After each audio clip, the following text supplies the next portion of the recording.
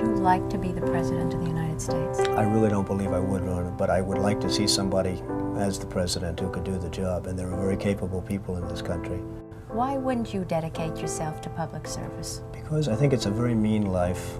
I would love and I would dedicate my life to this country, but I see it as being a mean life, and I also see it as somebody with strong views and somebody with the kind of views that are maybe a little bit unpopular, which may be right, but may be unpopular, wouldn't necessarily have a chance of getting elected against somebody with no great brain but a big smile. I know people have talked to you about whether or not you want to run. Would you ever?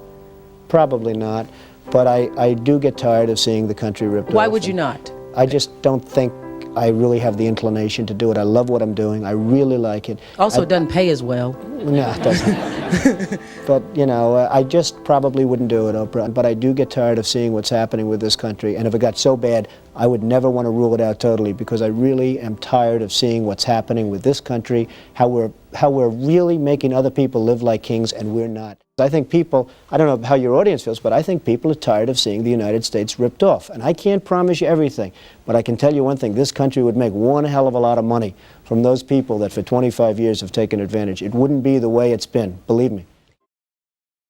But you might be classified as an Eastern Republican. Fair? Well, I guess you could say that, yes. Which means kind of a Rockefeller, Chase Manhattan Republican? I never thought of it in those terms. How do you define? Are you a Bush Republican? No, I think I'm really, the people that I do best with are the people that drive the taxis. You know, wealthy people don't like me because I'm competing against them all the time, and they don't like me, and I like to win.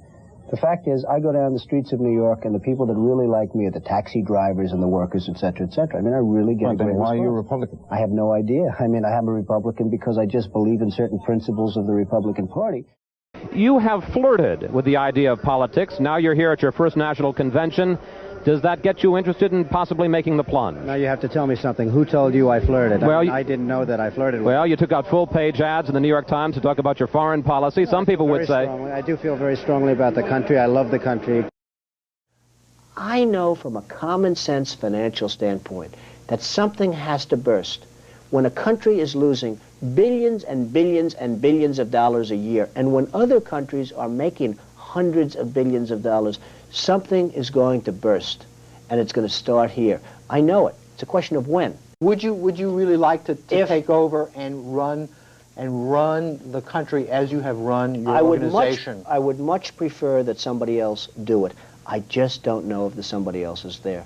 I don't know if we have the kind of advocate that you need. We need major surgery. This country needs major surgery. Are you the surgeon?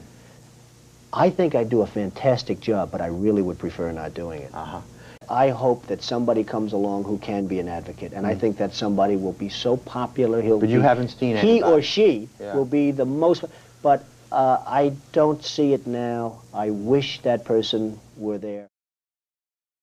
I have never understood how somebody throughout this country didn't sue the United States government and have that overturned. I mean, you had people, investors, investing over a 10-year period for under a set of conditions.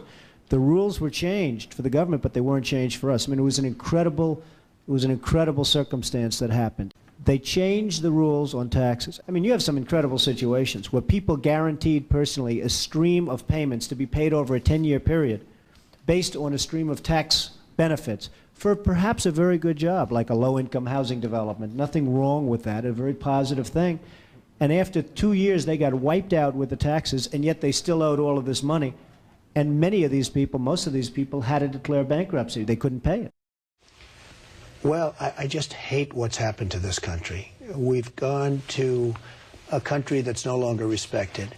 We're in a war that we should have never, and by the way, I'm worse than any hawk there is in terms of military and in terms of defending ourselves. But Saddam Hussein didn't knock down the World Trade Center. He had nothing to do with it. And there were no weapons of mass destruction. You know, nobody talks about the soldiers that are coming back with no arms and no legs. And I saw at Mar-a-Lago on Mondays, I make Mar-a-Lago my club that you know about. In Palm Beach. I make that twice now. On a Monday, I let returning Iraqi injured soldiers come to the premises. The most beautiful people I've ever seen, but they're missing arms and legs. They're with their wives. Sometimes they're with their girlfriends, and the tears are coming down the faces of these people. The head of 3M said that President Obama is anti-business. Do you get the same feeling that he does? I don't see him necessarily as anti-business. I think that he hasn't dealt with the people that you've dealt with and that I've dealt with. I deal with China, as an example, a lot. It is never easy. I just think it's ridiculous that we allow them to do what they're doing to this country with the manipulation of the currency that you write about and all of the other things that they do. And frankly, if I were them and if I could get away with it, I take my hat off to them, frankly. They do get away with it. The good news, Steve, our product is much better, but with the manipulation of their currency, it's very, very, very hard for our companies to compete. Any politician, do you think, has the pulse? Anyone running for president has the pulse of what you know about the economy? Well, the biggest problem is something I never hear about. I told you about it once. Every time they lower interest rates, the cartel, because I call it a cartel, right, the illegal monopoly, raises oil prices, okay? So what happens is every time interest rates go down, oil prices go up, and it's the same number. I mean, practically the same money. Right. So they lower it, they raise it. They lower it, they raise it. Now you have oil that's close to 100, going to be over 100, and nobody in this country calls and says, get that damn oil price down. You get it down. But I have to tell you that our country is in serious, serious trouble. We owe $17 trillion. We have deficits that nobody can even comprehend. China, which I've been talking about for the last 5 years, they just devalued their currency. And the reason they did it, and everybody was surprised by it, was because our leadership is so weak and so pathetic that they can get away with it. And believe me, they're taking our jobs, and they're taking them big league. You look at other countries, they're all doing the same thing. They have no respect for our leader, and frankly, they have no respect any longer for our great country. And it's so simple to solve. What we need is a strong economy. What we need is jobs. Now you look at what's going on with Afghanistan. So they make a deal, and I'm not advocating stay, because frankly, I want to build this country. I want to build these schools. I don't want to build a school in Afghanistan, a road going to the school, watch it get built up and then blown up 4 times, and they keep rebuilding and rebuilding. And you go to Brooklyn, New York, and you can't have schools. You go to Iowa, you can't. You go to wherever you go, and you can't have schools. Because we don't have any money, because we're spending it in other places where, frankly, they don't want us, and I don't want them.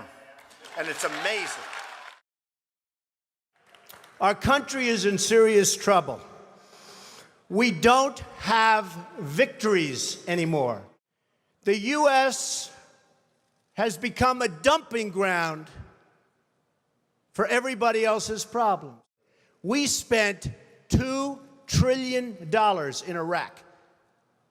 $2 trillion. We lost thousands of lives, and we have nothing. We can't even go there. We have nothing.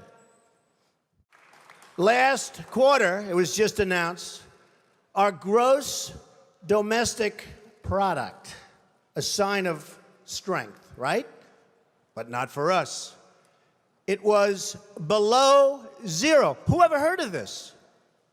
And our real unemployment is anywhere from 18 to 20%. Don't believe the 5.6. Don't believe it. Our enemies are getting stronger and stronger by the day, and we as a country are getting weaker. We have a disaster called the Big Lie, Obamacare. Yesterday it came out that costs are going for people up 29, 39, 49, and even 55%. It is a disaster. So I've watched the politicians. I've dealt with them all my life. They will never make America great again. They don't even have a chance. They're controlled fully by the lobbyists, by the donors, and by the special interests. We need a leader that can bring back our jobs, can bring back our manufacturing, can bring back our military, can take care of our vets. Our vets have been abandoned. We need somebody that can take the brand of the United States and make it great again. I will tell you, I love my life. I have a wonderful family. They're saying, Dad, you're going to do something that's going to be so tough. You know, all of my life I've heard that a truly successful person, a really, really successful person, and even modestly successful, cannot run for public office. Just can't happen. And yet that's the kind of mindset that you need to make this country great again. So, ladies and gentlemen, I am officially running for President of the United States, and we are going to make our country great again.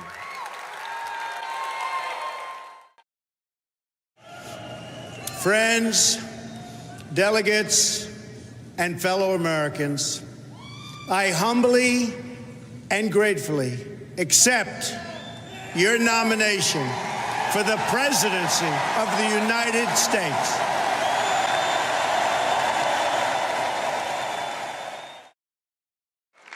Working together, we will begin the urgent task of rebuilding our nation and renewing the American dream. I've spent my entire life in business looking at the untapped potential in projects and in people all over the world. That is now what I want to do for our country. We're going to get to work immediately for the American people. Again, it's my honor. It was an amazing evening. It's been an amazing 2-year period. And I love this country. Thank you. Thank you very much.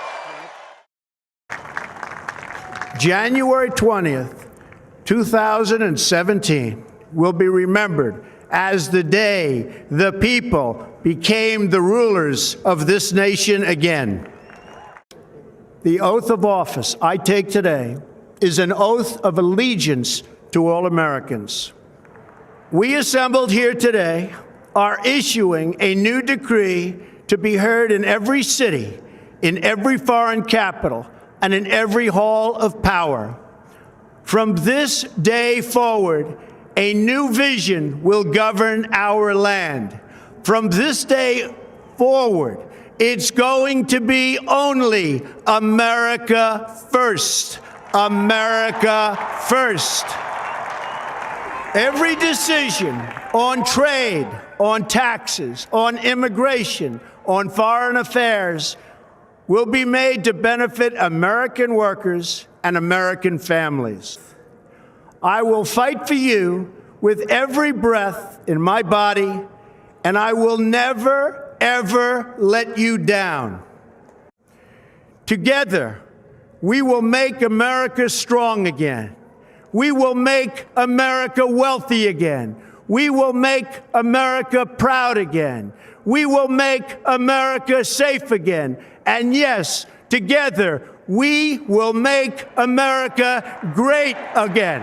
Thank you, God bless you, and God bless America. Thank you.